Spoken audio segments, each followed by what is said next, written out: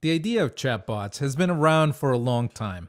However, the platforms, the algorithms, the data that has been required to empower a new generation of services has not been available. That is changing. We've now had a number of generations of voice platforms by several vendors.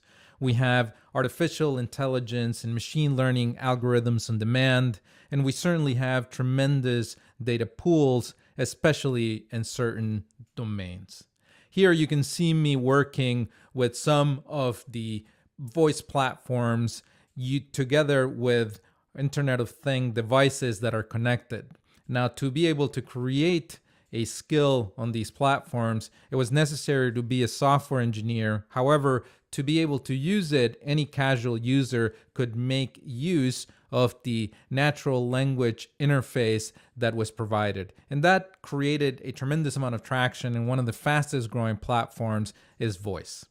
Now, this has continued to grow, and now we have great maturity in voice. We have algorithms and services on demand by several vendors, and we have the data that is empowering all of this. And so we have a new generation of services that is available for businesses to be able to create a new generation of bots that will be able to handle many tasks that previously were only done by humans.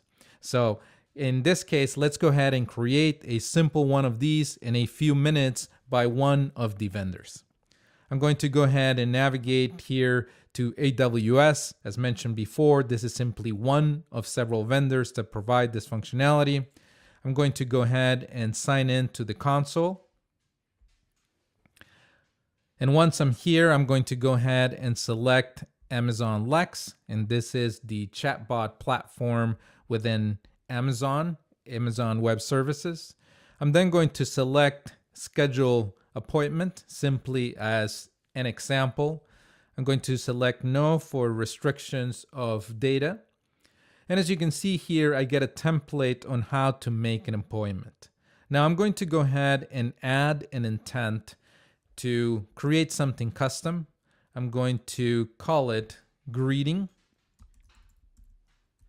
And now I'm going to go ahead and add some sample utterances.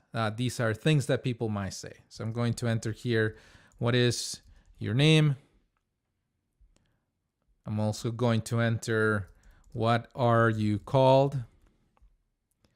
And then I'm going to add some responses. In this case, I'm going to add, my name is, to be silly here, Batman.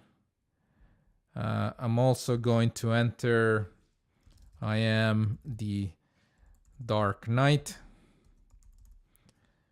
And then I'm going to end it by saying, I have no name. Once I do that, well, let me go ahead and add that. Once I do that, I'm going to go ahead and save the intent and all of the data associated with it. And at this point, I'm going to go ahead and build the chatbot. And this can take a minute or so. And there our chatbot has been created. Let's go ahead and interact with it. I'm going to go ahead and enter here a question. I'm going to ask it, what are you called? What are you called? I have no name. Which was one of the answers that we provided. Let's see if we can get one of the other ones. What are you called? I am the Dark Knight. What you can see there was what we programmed then. Now, of more business use is the stock functionality that was part of this chatbot. I'm going to go ahead and call on that now. I'm going to try to book an appointment. Book appointment. What type of appointment would you like to schedule? Doctor's appointment. When should I schedule your appointment? November 1st. At what time on November 1st? 1 p.m.